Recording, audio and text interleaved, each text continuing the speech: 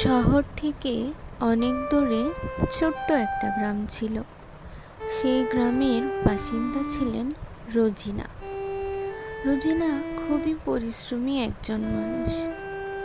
তিনি তার 2 সন্তান ও স্বামী নিয়ে ছোট্ট একটি ঘরে বসবাস করতেন। তাদের প্রতিদিনের চ্যালেঞ্জই ছিল যেন দুমুঠো অন্ন জোগাড় করা। রোজিনার স্বামী রফিক মিয়া প্রতিদিন সকালে কাজের খোঁজে বেরিয়ে যেতেন। রোজিনাও বাচ্চাদেরকে বিদ্যালয়ে পাঠিয়ে তিনিও কাজের খোঁজে বেরিয়ে পড়তেন। খুঁজতে খুঁজতে পাশের বাড়িতে কাজের খোঁজে চলে যান।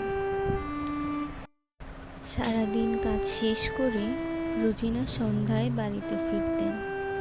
বাড়িতে ফিরেই তার সন্তানদেরকে পড়তে বসাতেন।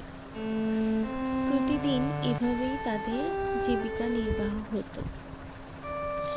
সন্তানদের বাবা রফিক মিয়া বাড়িতে আসলে তারা সবাই একসাথে ঘুমিয়ে পড়তেন। এভাবেই দিনকাল যাচ্ছিল।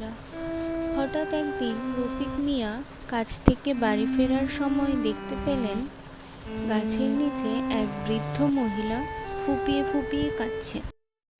রফিক মিয়া তাকে জিজ্ঞেস করাতে জানতে পারলেন বৃদ্ধ মহিলা 2 দিন ধরে কিছু খাননি।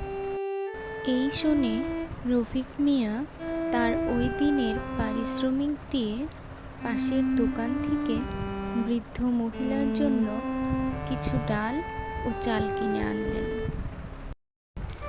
ডাল ও চাল নিয়ে রফিক মিয়া বৃদ্ধ মহিলার দিকে এগিয়ে গেলেন। বৃদ্ধা রফিক মিয়াকে দেখেই উঠে দাঁড়ালেন।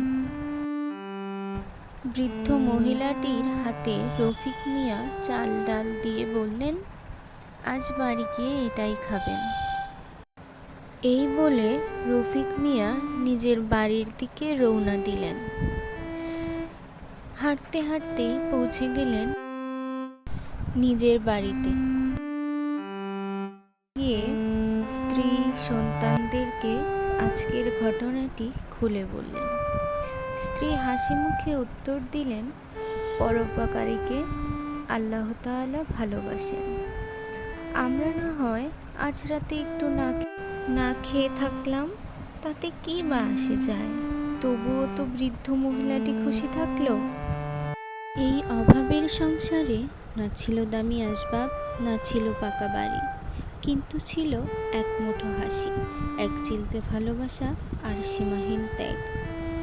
এটাই তো জীবনের আসল সম্পদ, তাই না ছোট্ট বন্ধুরা? আজকের মতো এখানেই বিদায় নিচ্ছি। বাই বাই ছোট্ট বন্ধুরা।